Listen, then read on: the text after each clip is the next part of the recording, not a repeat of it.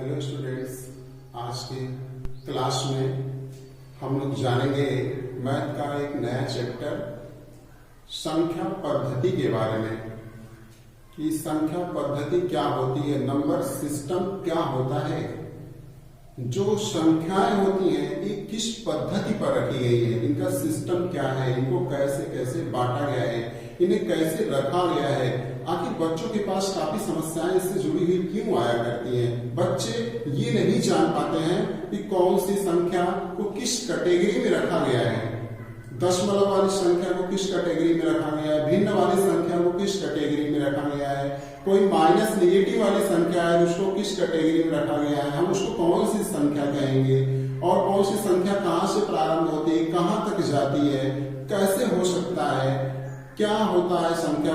कोई बोलता है कि प्राकृतिक संख्या है, यह एक परिमेय संख्या है, यह एक अपरिमेय संख्या है, यह जो है कि पूर्णांक है, यह दशमलवांश है। ऐसी ऐसी संख्या बच्चों के सामने बार बार आया करती है और बच्चे इसको समझ नहीं पाते हैं कि हम कैसे पहचाने इसको।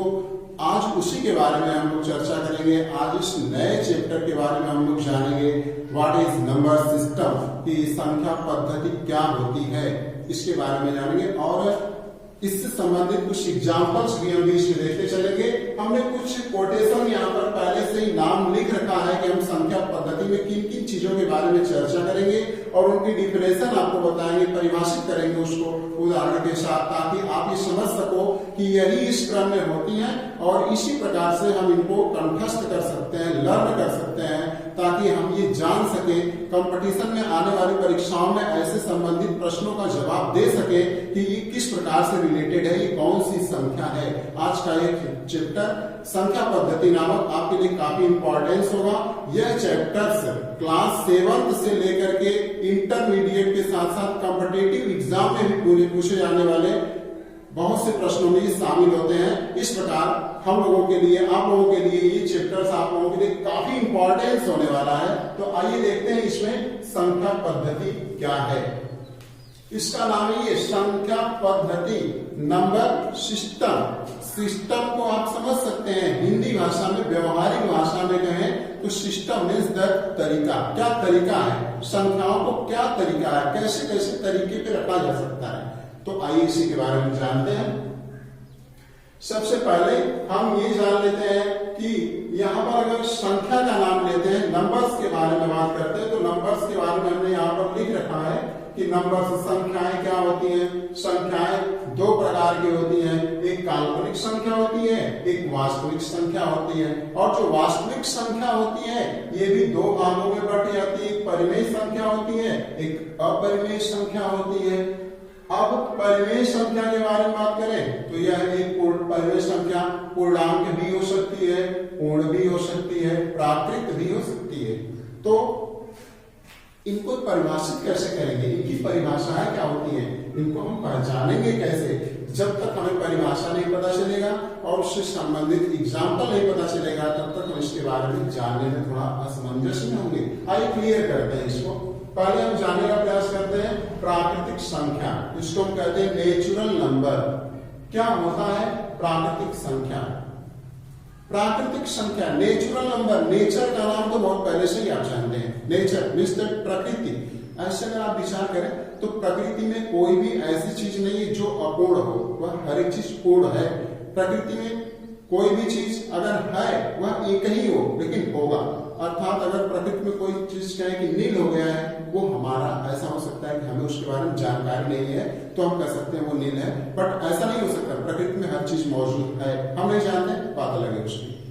तो प्राकृतिक संख्याएं, जो संख्याएं एक से शुरू होती हैं और अनंत तक चली जाती हैं, एक से शुरू होकर के, याद रखेंगे, एक से शुरू होकर के अनंत तक जाने वाली सारी संख्याएं प्राकृतिक संख्याएं होती हैं। 1, 2, 3, 4, 5, 6 इस प्रकार से इनफाइनाइट तक चले जाए ये प्राकृतिक संख्याएं होती हैं। इसको हम नेचुरल नंबर एन से दिखाते हैं। प्राकृतिक संख्या को कैपिटल लेटर एन से दिखाया जाता है। इसके बाद जानेंगे पूर्ण संख्याएं। पूर्ण का अर्थ होता है पूरा, पूरा होल नंबर। इसको काफी सरलता से जानेंगे। वे संख्याएं जो शून्य से प्रारंभ होती हैं और अनंत तक जाती हैं। ऐसा 0, 1, 2 ऐसे डॉटेड करके अनंत तक। ये तो एक से शुरू होकर के अनंत तक जा रही थी, नेचुरल नंबर हो गया। अब 0 से प्रारंभ होकर के अगर अनंत तक जाए तो उसको हम होल नंबर कह देते हैं, पूर्ण संख्या कह देते हैं। इसको होल नंबर को W से करके दिखाते हैं, इसके लेटर को W से कहा जाता है। अब इसके बाद पूर्णांक आता है। पूर्णांक, इसका अगर संधि विच्छेद करें, पूर्ण अंक। और पूर्ण अंक दो प्रकार से हो सकते हैं।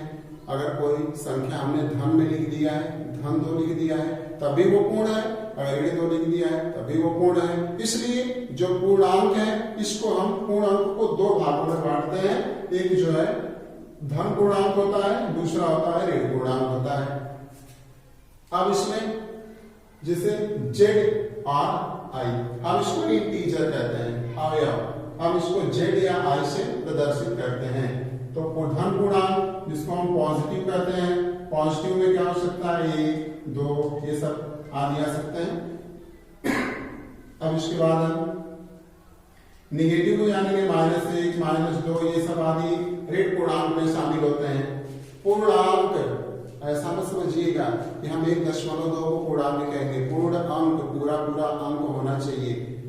ऐसा नहीं है कि हम -5.5 कर दें, ऐसा नहीं। -5 पूर्णांक है, बट -5.5 पूर्ण अंक नहीं है, वह दशमलवांश है, दशमलव अंक हो जाएगा वहां पर। तो हमने देखा पूर्णांक क्या होता है। पूर्णांक 2 प्रकार के, धन पूर्णांक और ऋण पूर्णांक। आगे चलते हैं, परिवेश संख्या किसे कहते हैं, rational number. What is rational number?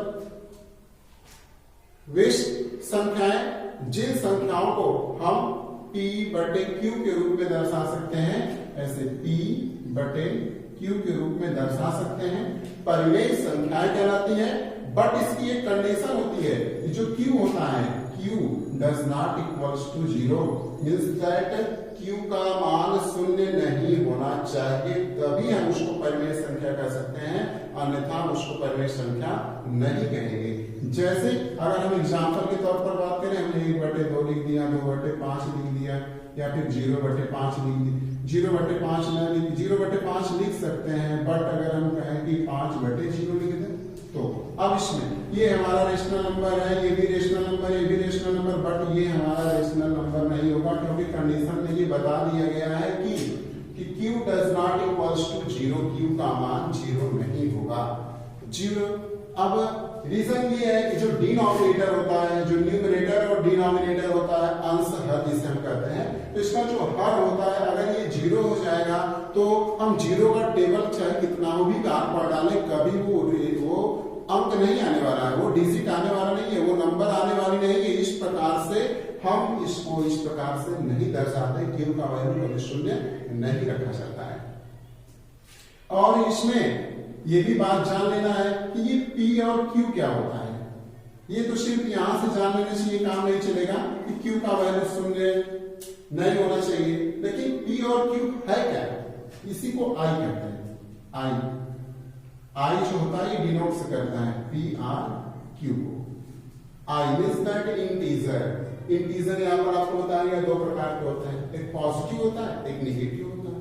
तो पॉजिटिव इंटीजर और नेगेटिव इंटीजर ये दोनों हो सकते हैं, कोई भी हम लिख सकते हैं। इस प्रकार से हमारा, जैसे हम यहाँ पर माइनस लेना चाहें माइनस कर सकते हैं, यहाँ पर दोनों जगह पर माइनस कर सकते हैं, यहाँ पर, जबकि 0 कभी माइनस नहीं होता है। 0 एक पूर्ण अंक है, वो हमेशा धनात्मक होता है। तो इस प्रकार से हम परिवेश संख्याओं को दर्शा सकते हैं। तो परिवेश संख्या की परिभाषा फिर से रिपीट हो जाए, वे संख्याएं जिन्हें हम P/Q के रूप में दर्शा सकते हैं, परिवेश संख्याएं कहलाती हैं। और इसमें Q equal does not 0, Q का वैल्यू 0 नहीं होता है। और P और Q इंटीजर्स होते हैं, अवयव होते हैं, जहां पर हम कर सकते हैं, ये धन पूर्णांक भी हो सकते हैं और ऋण पूर्णांक भी हो सकते हैं।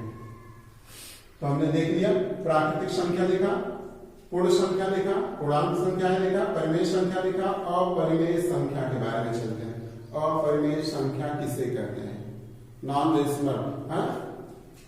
देखिए अब इसके बाद परिमेय संख्याएं किसे कहते हैं। परिमेय संख्याएं वे संख्याएं जो भिन्न के रूप में नहीं दर्शाई जा सकती हैं, या ऐसे कह सकते हैं कि उनमें जो दशमलव का टर्म होता है वह निश्चित नहीं होता है, वो नॉन टर्मिनेटिंग होती है, उनका टर्म फिक्स नहीं होता है, वो बहुत अधिक टर्म तक जाती है, तो हम उसे कह सकते हैं अपरिमेय संख्या। जैसे यहाँ पर आप समझ सकते हैं कर्डिंग 2 का वैल्यू क्या होता है, कर्डिंग 2 का वैल्यू ऐसे ही पता होता है 1.414 और कुछ आगे तक ऐसे जाता रहता है। तो ये नॉन टर्मिनेटिंग हो गया, ये रुक नहीं रही है, आगे की ओर बढ़ती चली जा रही है, हम इसको व्यक्त करके नहीं दिखा सकते हैं किसी भी संख्या के रूप में। इसका वैल्यू ऐसे, इसके वैल्यू को ऐसे नहीं दिखाया जा सकता है, ऐसे दिखाया जा सकता है, बट इसका कहने का मतलब ये है कि हम इसको किसी भिन्न के रूप में व्यक्त करना चाहें तो भिन्न के रूप में व्यक्त नहीं हो पाएंगे, P बटे Q के रूप में नहीं व्यक्त की जा सकती है, इसलिए हम इसको अपरिमेय संख्या कहते हैं। जैसे पाई हो गया, पाई का वैल्यू आप पढ़ते हैं पाई इक्वल्स टू, आप कभी कभी ऐसे पढ़ते हैं 3.14 के रूप में, तो ये अभी नॉन टर्मिनेटिंग होता है, इसके बाद भी कुछ डिजिट होते हैं जो कि यहाँ पर नहीं दर्शाए गए हैं। तो इस प्रकार से ऐसी संख्याओं को हम अपरिमेय संख्या करते हैं। अब इसके बाद हम लोग जानेंगे वास्तविक संख्या। वास्तविक संख्या किसे कहते हैं? वास्तविक संख्या एक वास्तविक संख्या होती है और एक काल्पनिक संख्या होती है। यहाँ पर आपको ये बताया गया था कि संख्याएं हमारी 2 प्रकार की होती है, एक वास्तविक संख्या और एक काल्पनिक संख्या।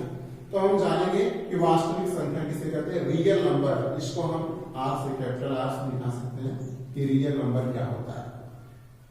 वे सभी संख्याएं जो धनात्मक हो सकती हैं, ऋणात्मक हो सकती हैं, वे जो है कि वास्तविक संख्याएं कहलाती हैं। बट काल्पनिक संख्या किसे कहते हैं, वे संख्याएं जिनका, वे ऋणात्मक संख्याएं जिनका वर्गमूल लिया जाए, या ऋणात्मक संख्याओं का वर्गमूल, सीधे स्पष्ट जानेंगे, ऋणात्मक संख्याओं के वर्गमूल को काल्पनिक संख्या कहते हैं। जैसे कोई भी अगर हम +2 लिख दिए हैं, -2 लिख दिए हैं, तो ये सब वास्तविक संख्याओं में गिने जाएंगे।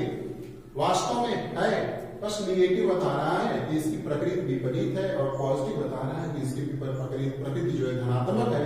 बट अगर हम इसी को √2 लिख देते हैं, कर्डिंग में -2 लिख देते हैं, तो स्पष्ट कहेंगे फिर से एक बार, ऋणात्मक संख्याओं के वर्गमूल को, ये ऋणात्मक संख्या थी, हमने इसका वर्गमूल ले लिया, ऋणात्मक संख्याओं के वर्गमूल को काल्पनिक संख्या कहते हैं। बस ये जाने कि ऋणात्मक संख्याओं के वर्गमूल को काल्पनिक संख्या में दर्शाने के लिए हम इयोटा का प्रयोग करते हैं, जिसको I के रूप में दिखाते हैं। हम इसको I कर्डिंग में 2 इस प्रकार से लिख सकते हैं, और ये भी याद रखेंगे I इक्वल्स टू होता है कर्डिंग में -1। ये बात आपके लिए काफी इंपॉर्टेंस है, हम इस प्रकार से इसको दर्शाते हैं। ये आपको इंटरमीडिएट में जाने पर प्राय मिल सकता है, और एनसीईआरटी में तो सीबीएसई बोर्ड में 10th में भी कहीं पर मिल जाया करता है। बट हम इसमें अब जानेंगे काल्पनिक संख्या हमारी ये थी, इस प्रकार से हम काल्पनिक संख्या को दर्शा सकते हैं। अब इसके बाद हम जानेंगे सम संख्या किसे कहते हैं, इवन नंबर। बड़ी आसान, बचपन से ये परिभाषा दी जाती है। सम संख्या, जो संख्याएं 2 से कट जाती हैं, सभी संख्याएं सम संख्या कहलाती हैं। या बड़ी सरलता से याद रखेंगे कि जिन संख्याओं का इकाई का अंक, ये जो इकाई होता है, फिर दहाई होता है, फिर सैकड़े होते हैं, इस प्रकार से होता है। तो बट इकाई का जो अंक होता है, यह 2 हो, 4 हो, 6 हो, 8 हो, 0 हो, यदि इनमें से इकाई के स्थान पर कोई भी अंक मौजूद है तो उस संख्या को हम सम संख्या कह देते हैं, चाहे वो संख्या कितना हो भी, बड़ी क्यों न हो।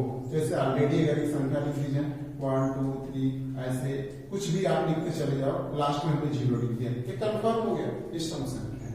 बट अगर हम इसके अंत में 1 लिख दिए तो ये कंफर्म नहीं है। अब ये कंफर्म है कि ये सम संख्या नहीं है, कंफर्म तो है बट अब ये सम संख्या नहीं है। अगर हम यहीं पर 2 कर देते हैं तो इसमें 2 मौजूद है, इसलिए सम संख्या है। अगर यहीं पर हम 5 करते हैं, देखिए 5 इसमें मौजूद नहीं, इस प्रकार से सम संख्या नहीं होगी। तो जिन संख्याओं के इकाई के स्थान 2, 4, 6, 8 और 0 होते हैं वे संख्याएं सम संख्या कहलाती हैं। अब आते हैं हम विषम संख्या के बारे में। जिन संख्याओं में इकाई का अंक, अब यहीं पर इसको बदल कर देख लेते हैं, जिनमें इकाई का अंक 1, 3, 5, 7, 9, 1, 3, 5, 7, 9 हो, वे संख्याएं विषम संख्या कहलाती है। जैसे यहाँ पर 5 है, इस प्रकार से ये पूरी की पूरी संख्या विषम संख्या कहलाएगी। और दूसरे प्रकार से इसकी परिभाषा दे सकते हैं कि वे संख्याएं जो 2 से पूरी पूरी नहीं विभाज्य होती है, नहीं कटती हैं, उन्हें हम विषम संख्या कहते हैं, ऑड नंबर कहते हैं। तो हमारी होगी विषम संख्या। अब इसके बाद जानेंगे ऋण संख्याएं, जिसको हम प्राइम नंबर कहते हैं। ऋण संख्या या अभाज्य संख्या। तो ऋण का अर्थ है कि एक ऐसी संख्या जो किसी से ही न कटे। अभाज्य संख्या स्पष्ट कर दे रहा है, अभाज्य जो विभाजित न हो सके किसी से सिवाय एक को छोड़ करके। इस प्रकार की संख्याओं को हम अभाज्य और ऋण संख्या कहते हैं। जैसे एग्जाम्पल के तौर पर समझ सकते हैं, 2 से ही कटेगा, 3, 5, 7, फिर इसके बाद 11, 13, ये सारी संख्याएं। अगर इसके बीच में आप 9 को लेना चाहें तो 9 3 से कट जाता है। ये अभाज्य नहीं, ये भाज्य। ऐसा हो सकता है कि ये विषम हो, विषम संख्या हो, बट ये भाज्य है। 2 किसी से नहीं कटेगा, सिर्फ खुद से कटेगा। तो अभाज्य संख्या किसे कहते हैं? वे संख्याएं जो स्वयं से विभाज्य होती हैं, इसके अतिरिक्त किसी अन्य संख्या से विभाज्य नहीं हो सकती हैं, हम उसको ऋण संख्या या अभाज्य संख्या कहते हैं। एग्जाम्पल भी आपने देखा है। अब इसके बाद हम देखेंगे अभाज्य संख्याएं, अब इसके बाद देखेंगे भाज्य संख्याएं। भाज्य संख्या वे संख्याएं जो किसी न किसी संख्या से डिवाइड हो जाती है, उसे भाज्य संख्या कहते हैं। किसी न किसी संख्या से वो कट जाया करती है, खास करके इस प्रकार की संख्याओं को हम जो है भाज्य संख्या के रूप में जानते हैं। तो अब हम एग्जाम्पल देख सकते हैं कि भाज्य संख्याएं क्या होती हैं।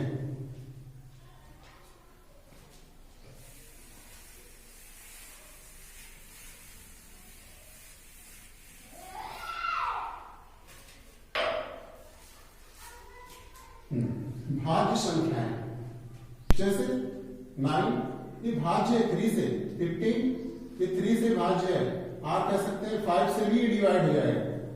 तो ये सारी संख्याएं भाज्य संख्याएं हैं।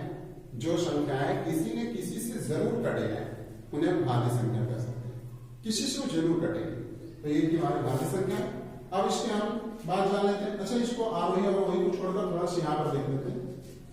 असहभाज्य संख्याएं, असहभाज्य संख्याएं